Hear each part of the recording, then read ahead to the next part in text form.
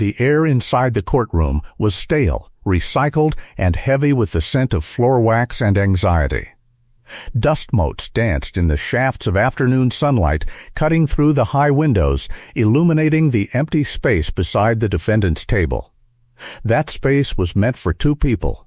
It held only one.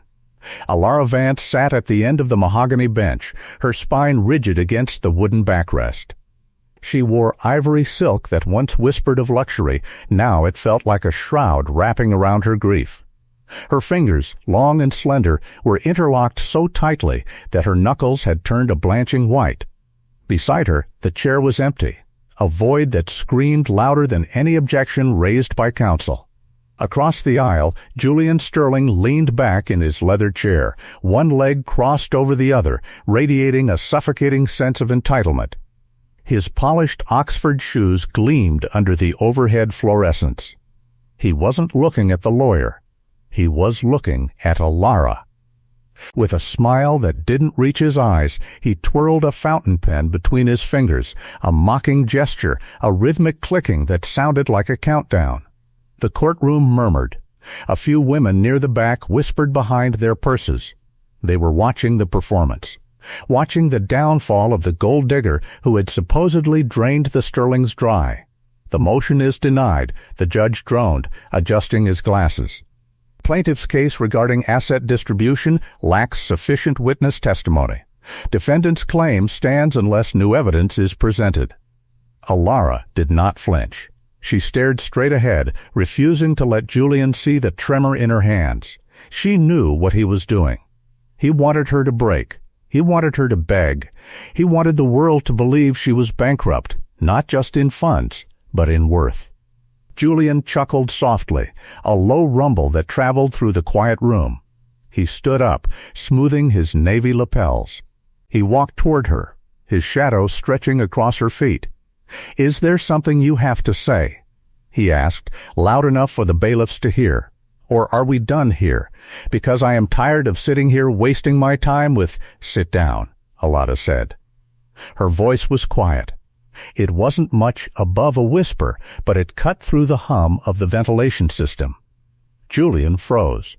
For a second, he blinked, caught off guard by the steel in her tone. Then he laughed. It was a harsh, barking sound that made several heads turn. He sat back down, victorious, leaning into his microphone.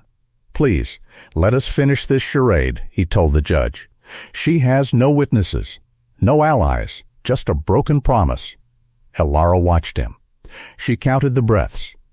1, 2, 3. In this room, surrounded by lawyers and judges, she was truly invisible. And yet as Julian settled back, smug in his isolation of her, a strange feeling prickled at the base of her neck. Not fear. Anticipation. The kind of anticipation that comes before a storm breaks. The humidity in the courtroom seemed to rise another degree.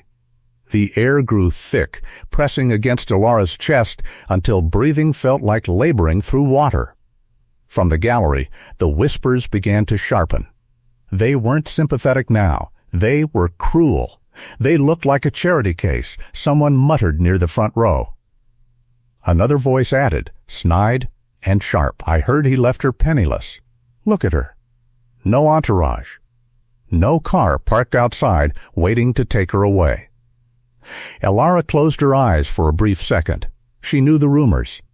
They had been circulating since the day he filed for dissolution. They called her the thief, the drain, the woman who took a fortune and ran with nothing but a broken heart. But the worst part wasn't the money.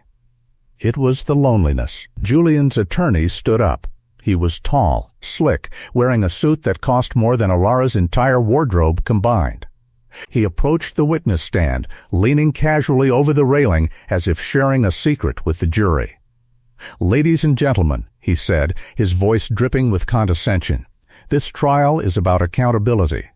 Mrs. Vance married into the Sterling Empire. She enjoyed the lifestyle, the vacations, the properties. But when the tide turned, she tried to strip him bare." The camera in the courtroom panned across the faces of the spectators. Heads nodded. faces twisted into expressions of pity mixed with judgment. Elara kept her gaze fixed on the wood grain of the defense table. She saw the scratches in the varnish. Small imperfections, like her life. She came here today expecting justice, Julian's lawyer continued, walking slowly toward Elara's side of the aisle. Instead, she finds a woman who admits no fault. A woman who thinks she can bleed a man of $50 million with a signature and a tear.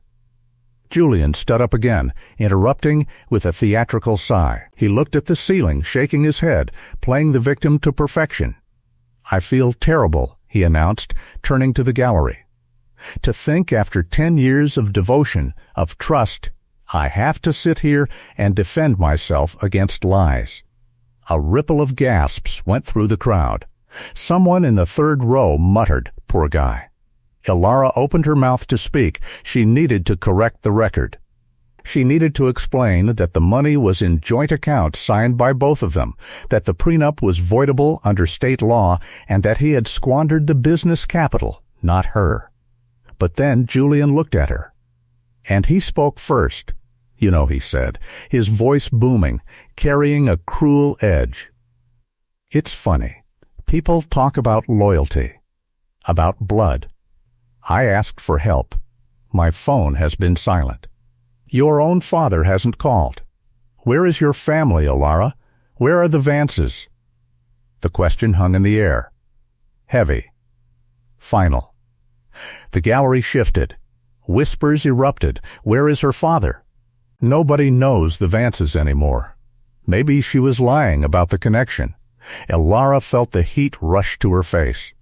She hadn't spoken to her father in 3 months. Not because she refused, but because she didn't want to burden him. She knew he was fighting his own battles with health issues, with aging. She didn't want to drag him into this mud until she absolutely had to. So she came alone. She fought alone. She believed her own integrity was enough weapon, but integrity doesn't stop a lawyer from tearing apart your soul. "My daughter is struggling," someone in the back claimed loudly. "Imagine being abandoned by everyone. That's true poverty." Julian smiled. It was a predatory smile. It told the court that he had won, that she was alone, that he had stripped her of everything, her reputation, her money, and her lineage. He walked past her, close enough that she could smell his cologne, expensive cedar and regret. "We're adjourned for lunch," the judge announced. As the gavel struck, Elara remained seated. She waited for Julian to leave first. She watched as he packed his leather bag, zipping it shut with a definitive snap. He stopped at the door, looking back over his shoulder. "Don't wait up," he tossed casually.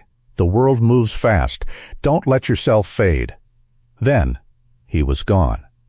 The bailiffs moved toward her, ready to escort her out. She stood slowly. Her legs shook. She looked around the courtroom. Empty chairs, closing files, judging eyes. She felt small, tiny, a speck of dust in a grand machine. She walked to the exit. Her heels clicked against the stone floor. Each click sounded like a verdict. Guilty, alone, done. For emotional weight. But somewhere in the silence of her departure, the air pressure changed, a subtle shift in the wind that only she could feel. While the world saw Elara Vance as a destitute wife discarded by a billionaire husband, the truth was far older, buried deep in the foundations of history itself. The Vance name did not originate in the stock market or the boardrooms of Manhattan.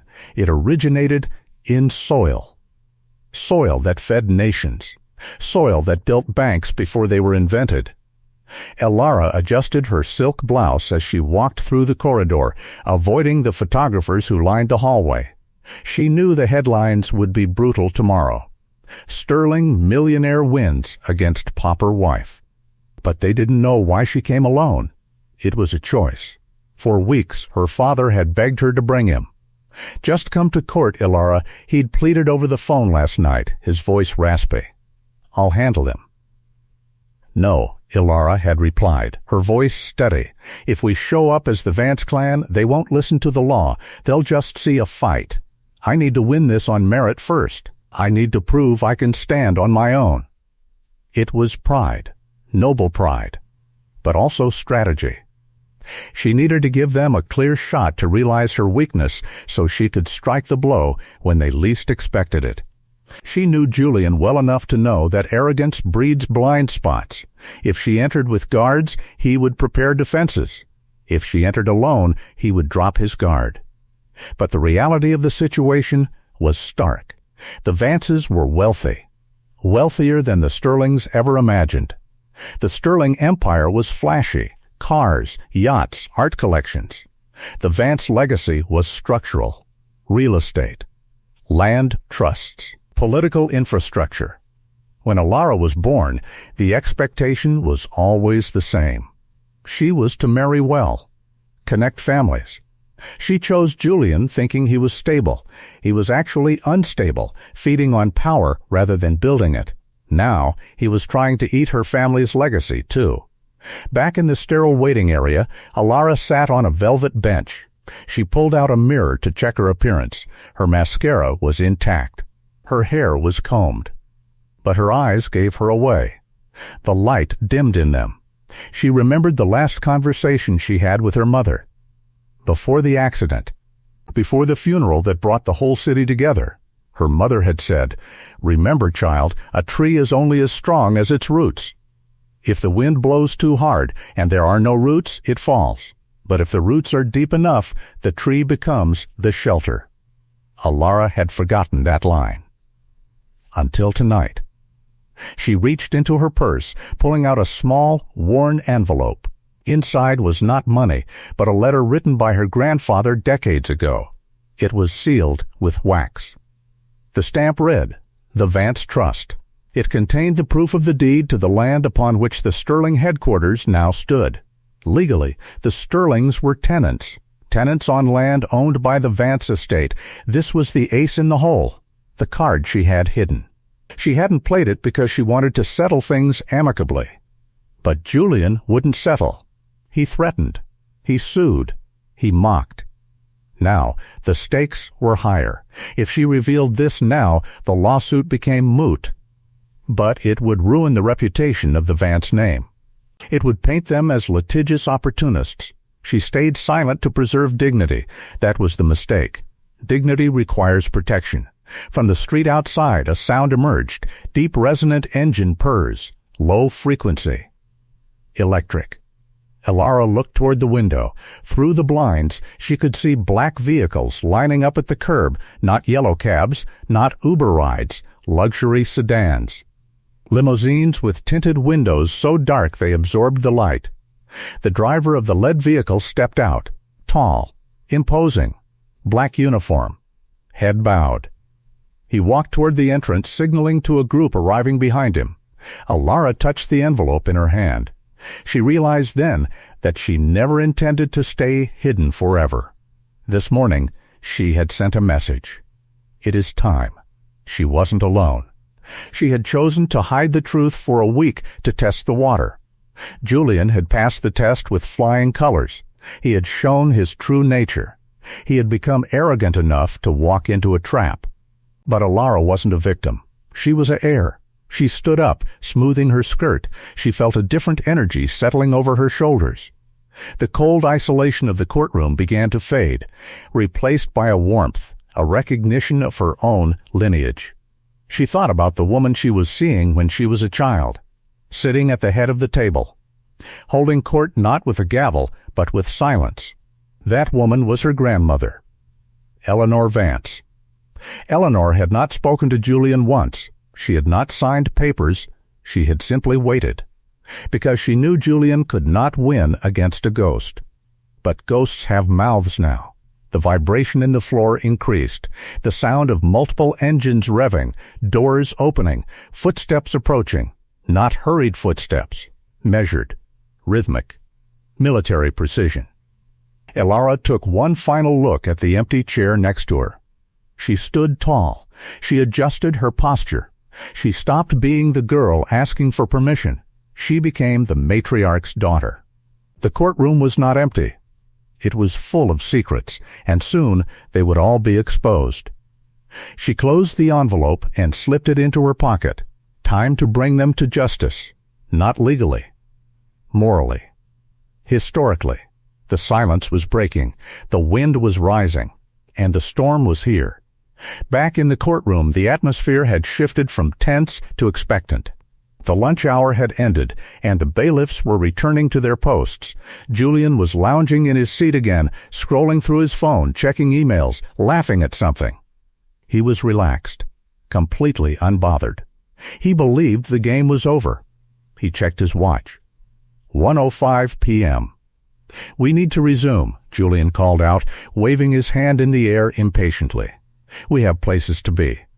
I'm sure Mrs. Vance has already surrendered her claim and is waiting in the lobby to sign the settlement papers." Judge Davidson looked up from his stack of documents. He rubbed his temples. "Mr. Sterling, please. We will proceed when the plaintiff returns. I do not wish to be rushed." Rushed. The word hung in the air like a threat. Ilara entered through the double doors on the far right. She paused on the threshold. The hallway behind her was darker than the courtroom, creating a silhouette that cast a shadow over her. Julian looked up, smiling broadly. He stood up, gesturing for her to take her seat. "About time," he quipped. "Thought maybe you ran." "I haven't run," Ilara said, her voice echoing off the marble pillars. "I've returned." The courtroom fell silent. Even the court reporters stopped typing. Julian frowned. There was something in her voice, a pitch he didn't recognize. Too calm, too controlled. "What are you saying?" Julian asked, his smile faltering. "I'm saying we aren't finished," she stated. Julian stood up abruptly, knocking his chair back. "Finished? You're pathetic. You have nothing to offer. You are bankrupt." "No," Ilara corrected. "You are." The word bankrupt hung heavier this time. Julian glared at her. "Excuse me? What do you mean?" Before Ilara could answer, the courtroom doors slammed open. It wasn't a squeak. It wasn't a gentle creak. It was a forceful impact, like a wall falling inward. Every eye turned to the entrance. The air pressure dropped. The temperature seemed to plummet 10 degrees instantly. Walking through the doors were figures, dressed in black suits. Sunglasses reflecting the bright lights of the hall. They fanned out, moving like a phalanx. Behind them, flanked by security officers, came a woman. She moved with the grace of a queen walking into a conquered kingdom. Her cane tapped rhythmically on the floor. Click, click, click. The sound was like a heartbeat. Julian's face drained of color. His mouth opened, but no sound came out. Who is this? The bailiff shouted, reaching for his baton. "Ignore him," the new arrival commanded.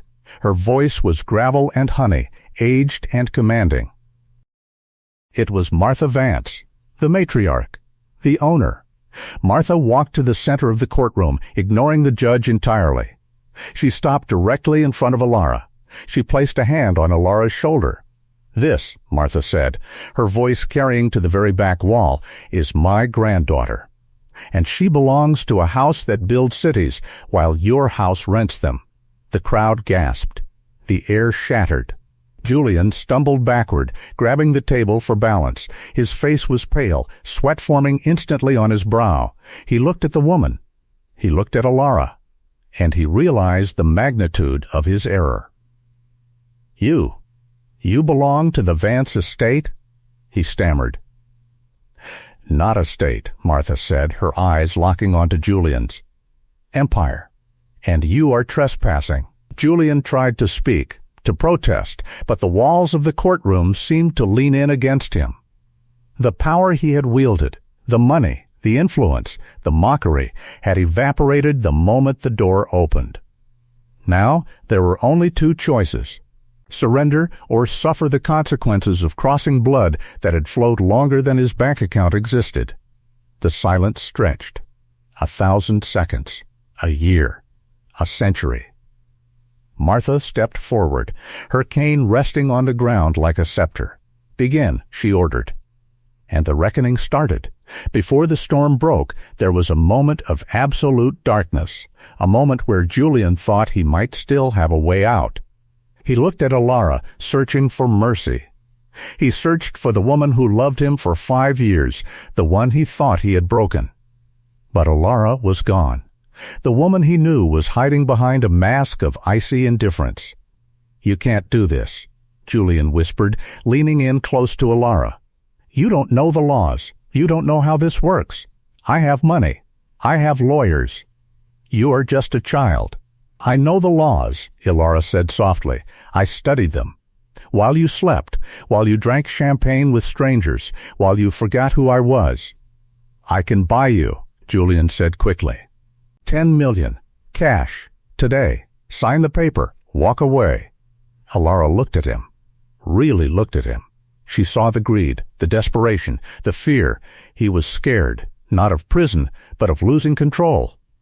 "Money," Alara said, almost disappointed. "That's all you understand. That's all you have." She turned away from him. She faced the empty air behind her. "I don't need your money, Julian. I need you to learn respect."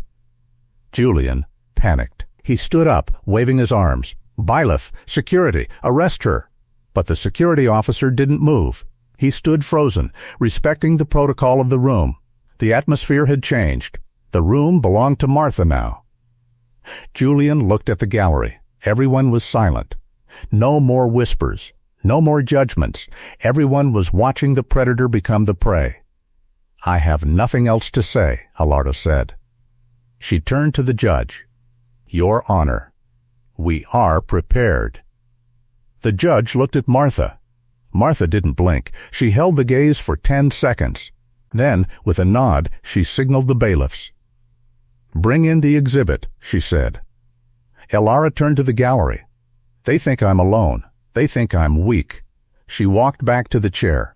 She didn't sit. She stood beside it. "But I carry an army," she said, louder than before. "In my veins." Julian fell back into his seat. He put his head in his hands. He knew it was over. The illusion of power had cracked, and the fracture was permanent. "Sit down," Alara said, pointing to the chair. "We are starting." The courtroom doors swung wide. The movement of the heavy oak panels created a gust of wind that whipped through the room, ruffling the papers on the desks, disturbing the delicate curtains hanging at the high windows. The silence that followed was not just quiet. It was heavy, pressurized, like the atmosphere before lightning strikes. Through the gap in the doors, a procession entered. Leading the march were 2 men dressed in identical charcoal suits, their expressions stoic, sunglasses reflecting the harsh interior lights. They moved with military precision, scanning the perimeter, ensuring safety. Behind them walked Martha Vance. She was the matriarch. At 74, she possessed a stature that defied gravity. She was shorter than most, yet she dominated the visual field. She wore a long black coat that shimmered with subtle embroidery, the fabric of cashmere imported from Florence. Underneath, she wore a blouse of pure white silk, pristine as snow. Her silver hair was pulled back severely, showcasing a face carved by a lifetime of command. She did not walk to the defendant's side. She walked to the center. The bailiff, a nervous man named Thomas, stepped forward instinctively. "Stop, right there. Who are you? You can't be in here." Martha did not break stride. She tilted her head slightly. "Thomas, do you remember who paid your salary for the last 20 years? Thomas froze. He swallowed hard. His hands trembled. He stepped aside. "Thank you," Martha said softly.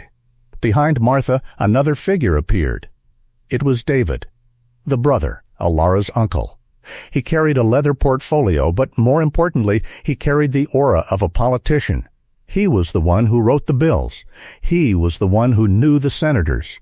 He nodded to the crowd, acknowledging the room not as strangers, but as subordinates. Next came the eldest daughter of the Vance family, Elena. She was stunning, wearing red velvet that matched her fierce demeanor. She didn't look at Julian. She looked at the back wall where the cameras were recording. "Everyone sit," Martha said. Her voice wasn't loud, but it was amplified by the sheer force of her will. The gallery shifted. Even the reporters stopped writing. They picked up their pens, afraid to miss a word. Julian Sterling, however, did not move. He sat frozen in his leather chair, his face a mask of confusion and horror. He looked at Alara. He looked at Martha. What is this? Alara didn't look at him. She looked at her grandmother. Grandmother, she said. Martha approached Alara. She stopped inches away from her. She didn't hug her. She didn't comfort her. She stood beside her, shoulder to shoulder, a solid wall.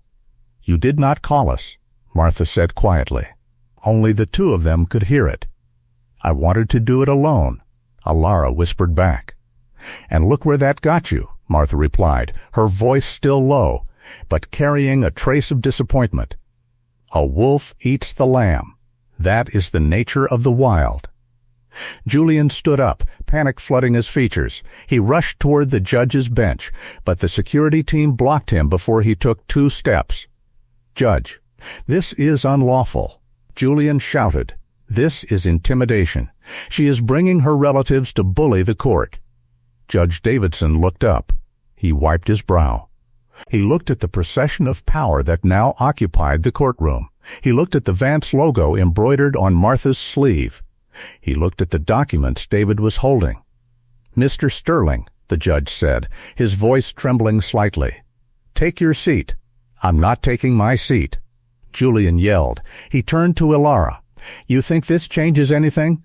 I own this company. I have the contracts. Alara turned slowly. She finally locked eyes with him. Contracts, she repeated. She gestured to the balcony. The cameras flashed. The news crews were live streaming this moment. The internet was lighting up. Do you know what you are renting, Julian? Alara asked. Do you know where this building sits? Julian hesitated. What? On Vance land, Martha said from the center. She tapped her cane on the floor. Click. Since 1942. When your grandfather borrowed money to build this foundation. When he signed over the deed to secure the loan. Julian backed away. No.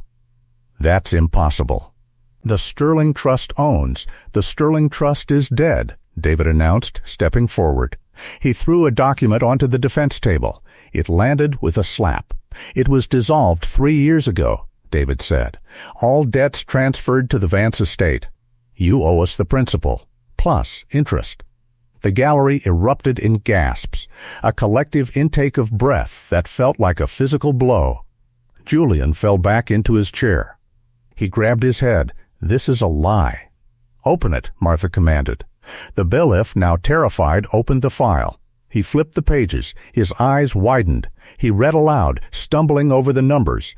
Property assessment, debt obligation, interest rate compounded, due date, yesterday.